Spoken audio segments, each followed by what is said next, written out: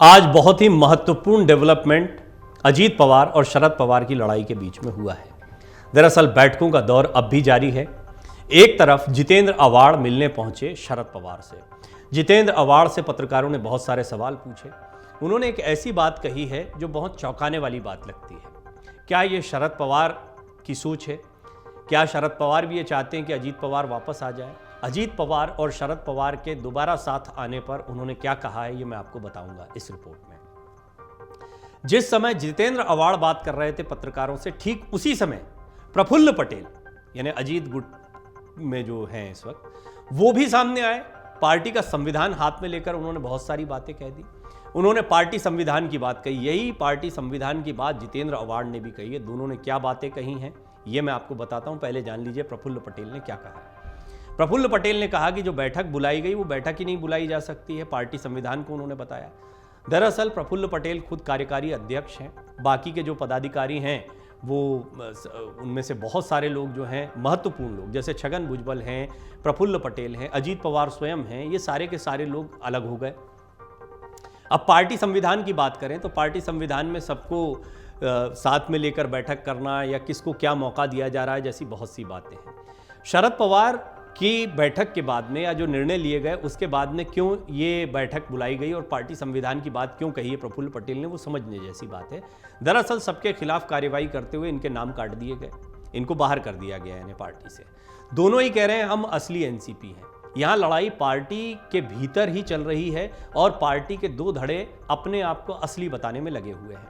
ये लड़ाई पहले भी महाराष्ट्र के लोग और देश की जनता देख चुकी है शिवसेना के रूप में। हालांकि इसके कई और उदाहरण हैं। मैंने एक डिटेल्ड रिपोर्ट इस पर भी बनाई है कि कोई पहला मौका नहीं है जब पार्टी में इस तरह विरासत को लेकर खींचतान चली हो। अखिलेश यादव हैं, चंद्रबाबू नायडू हैं, अनुप्रिया पटेल हैं, ऐसे बहुत सारे उदाहरण हमें देखने को मिलते हैं। लेकिन इस मामले में सबसे महत्वपूर्ण बात यह है कि बिल्कुल मॉडस ऑपरेंडी वही दिखाई देती है जो शिवसेना की रही है। जिस तरीके से शिवसेना में पहले एक धड़ा बाहर हुआ, ये धड़ा फिर धीरे धीरे अपने आप को सबसे ज़्यादा सदस्यों के साथ, सबसे ज़्यादा समर्थन के साथ बताने में कामयाब हुआ। एकनाथ शिंदे ने इसमें कामयाबी हासिल की। ज़्यादातर विधायक, ज़्यादातर सांसद अपने साथ ले गए। पार्टी के पदाधिकारी भी थे। उन्होंने ये सारे दस्तावेज चुनाव आयोग के सामने रखे और पार्टी का सिंबल और नाम जो है वो उनको मिल गया। यानी शिवसेना एकनाथ शिंदे की हो गई।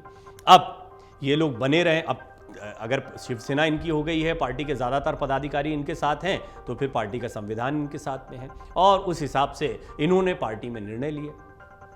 लिहाजा अब इस लड़ाई में तो उद्धव ठाकरे को अपना गुट एक अलग बनाना पड़ा। अपना नाम शिवसेना उद्धव गुट के नाम से अब जाने लगी। लेकिन दूसरी महत्वपूर्ण बात यह है कि अजीत पवार और शरद पवार की ये लड़ाई अब भी कानूनी दायरे में है।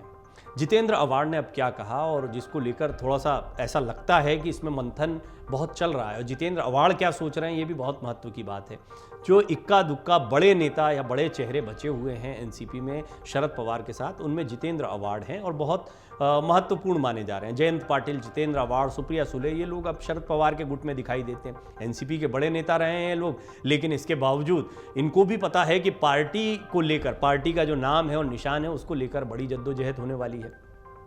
इस तरीके से जनता के बीच में चाहे शरद पवार जाएं चाहे अजीत पवार जाएं, दोनों का ही नुकसान होना, ऐसा जितेंद्र अवार्ड की बातों से भी लगा।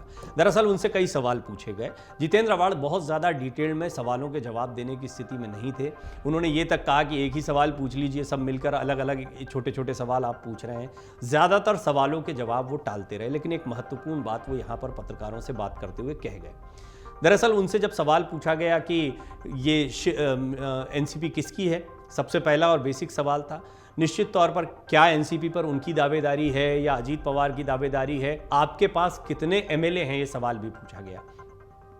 इन दोनों सवालों के जवाब में जितेंद्र अवार्ड ने यह कहा कि ये पूरी लड़ाई अभी कानूनी दायरे में है, इस पर मैं फिलहाल कुछ नहीं कह सकता। न कहकर उन्होंने एक बड़ी बात यह कही कि कहीं ना कहीं अभी शरद पवार के सामने बहुत बड़ी चुनौती है कि वो उतने विधायक बता पाएं जो विधायक उनको पार्टी का असली नेता बताएं।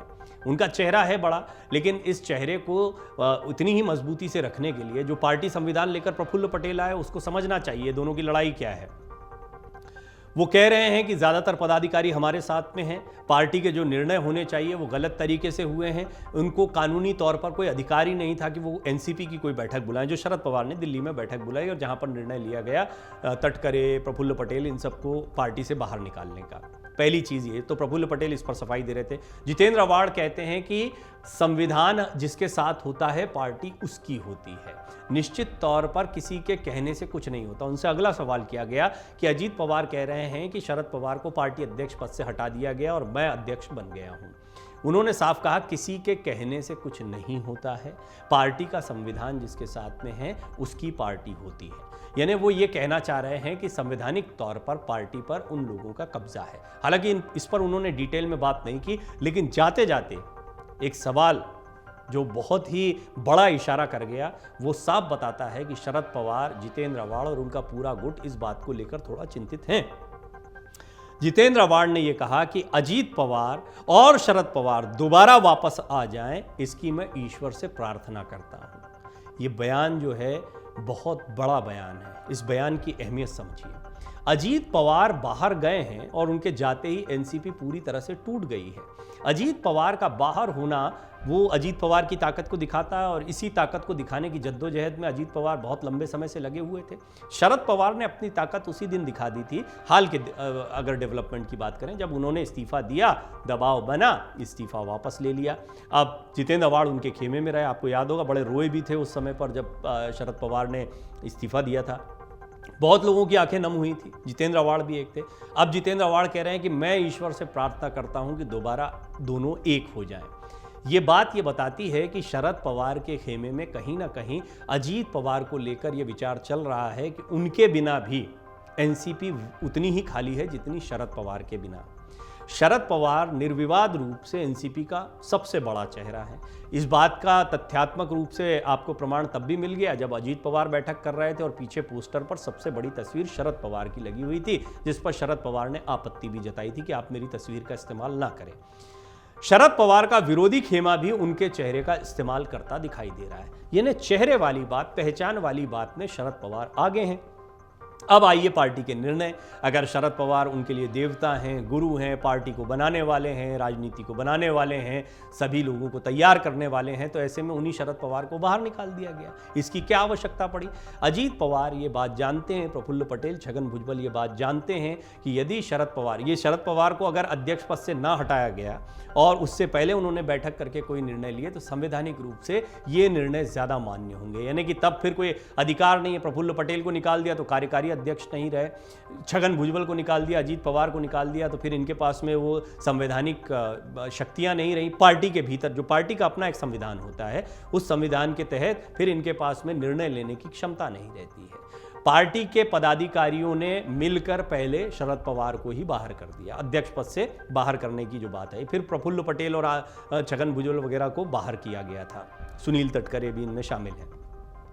इस पूरी बातचीत में जितेंद्र आवाड़ जब गए थे शरद पवार गए थे, बहुत लंबी बातचीत चली। मैंने आपको ये भी बताया था कि जितेंद्र आवाड़ को क्यों बुलाया गया। एक बहुत महत्वपूर्ण बैठक शरद पवार के घर पर चल रही है। शरद पवार के घर पर चली इस बैठक में क्या कुछ हुआ, इसकी डिटेल्स बहुत ज़्यादा सामने नहीं आई हैं, लेकिन ये तय माना जा रहा है कि शरद पवार इस बात पर विचार कर रहे हैं कि क्या अजीत पवार का खेमा एक बार फिर उनके साथ में आ सकता है, क्योंकि यदि ऐसा नहीं होता है तो आगामी चुनाव में बहुत दिक्कत होने वाली है।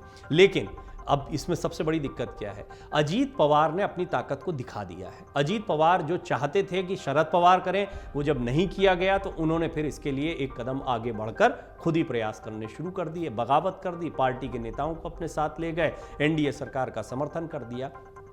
एनडीए सरकार को समर्थन करने को लेकर वो पहले भी कह चुके हैं कि 2022 में जब शिंदे के साथ देवेंद्र फडणवीस सरकार बनाने की योजना बना रहे थे, तभी हमारा मन था कि हम इस सरकार का समर्थन कर दें, लेकिन शरद पवार ने इसका विरोध किया था। पार्टी के ज्यादातर नेता चाहते थे कि हम सरकार में चले जाएं।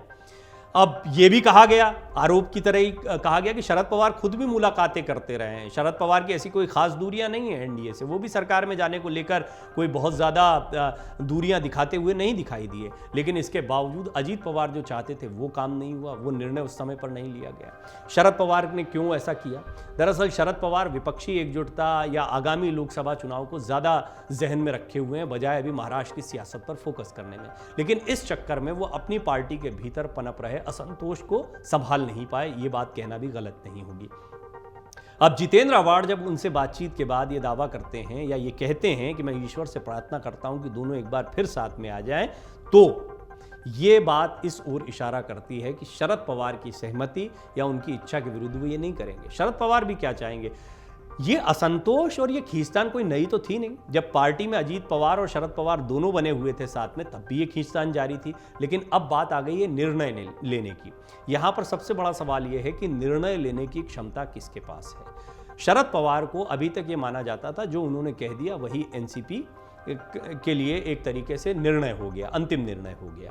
हालांकि उन्होंने अपना इस्तीफा रखा, वो इस्तीफा किसी ने स्वीकार नहीं किया। अजीत पवार चाहते थे कि इस्तीफा स्वीकार कर लो और फिर जो भी काम करेगा वो इनके मार्गदर्शन में ही काम करेगा। शरद पवार इसी संविधान, पार्टी संविधान को अब समझिए क्यों बार बार अब दोनों तरफ से संविधान की बात की जा रही है। शरद पवार ये बात जानते थे कि एक बार पद गया तो उसके बाद में निर्णय को उन्हें भी मानने के लिए मजबूर होना पड़ेगा और पहला निर्णय यही होगा कि एनडीए की सरकार के साथ जा रहे हैं। इसकी तैयारी नई नहीं है, ये भी समझ में आता है।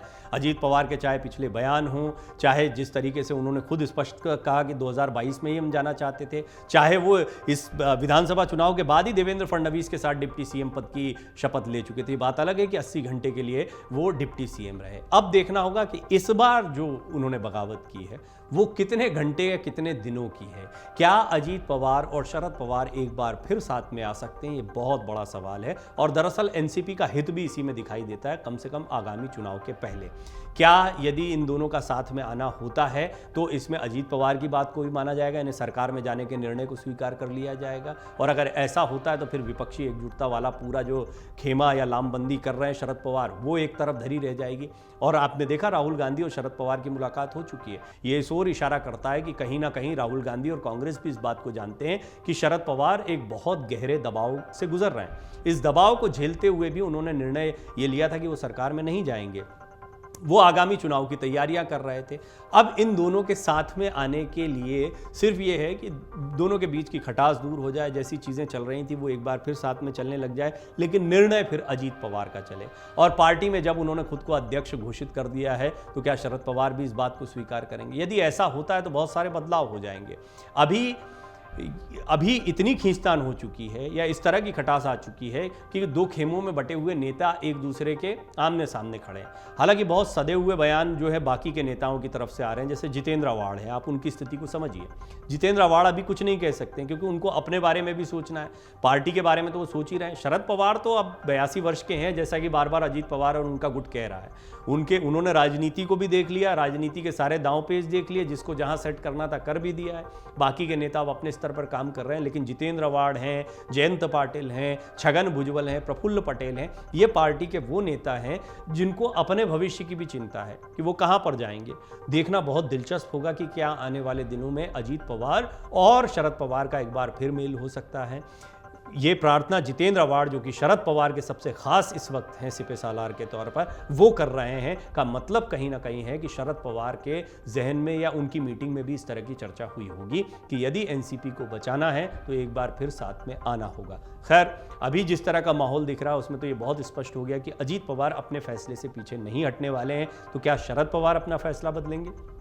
ये भी एक बहुत बड़ी चुनौती होगी, क्योंकि एक शरद पवार को कहीं ना कहीं कमज़ोर करने वाला होगा। बेशक वो साथ में आ जाएं, बाकी के नेता आ जाएं, लेकिन फिर पार्टी में शरद पवार वो शरद पवार नहीं रहेंगे और जो बाकी विपक्षी खेमों के साथ में उनकी मेल मुलाकातें हो रही थी वो भी बेकार के प्रयास हो जाएंगी। दूसरी तरफ अजीत पवार अब शरद पवार की बात मान लेंगे, ऐसा भी नहीं दिखाई पड़ता है। इसके लिए कानूनी लड़ाई का दबाव ज़रूर उनके ऊपर एक बना रहेगा। यदि असली एनसीपी शरद पवार अपने पास रखने में या दिखाने में कामयाब हो जाते हैं तो हो सकता है कि अजीत पवार और उनके साथियों पर यह दबाव बने कि अगर अपना राजनीतिक भविष्य देखना है, अयोग्यता की तलवार से बचना है, तो एक बार फिर पार्टी के साथ उसी स्थिति में जाया जाए, यानी स्टेटस को फिर से बन जाएगा। ये सारा कयासों का बाजार है और ये कयासों का बाजार शुरू हुआ जितेंद्र आव्हाड के एक छोटे से बयान से, जहां उन्होंने कहा, मैं तो अब भी ईश्वर से प्रार्थना करता हूं कि दोनों एक बार फिर साथ आ जाए। अमर उजाला अब आपके टीवी पर भी।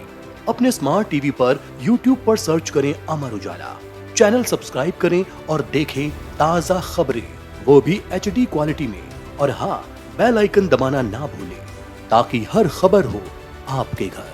अमर उजाला, निष्पक्ष, निर्भीक, निरंतर।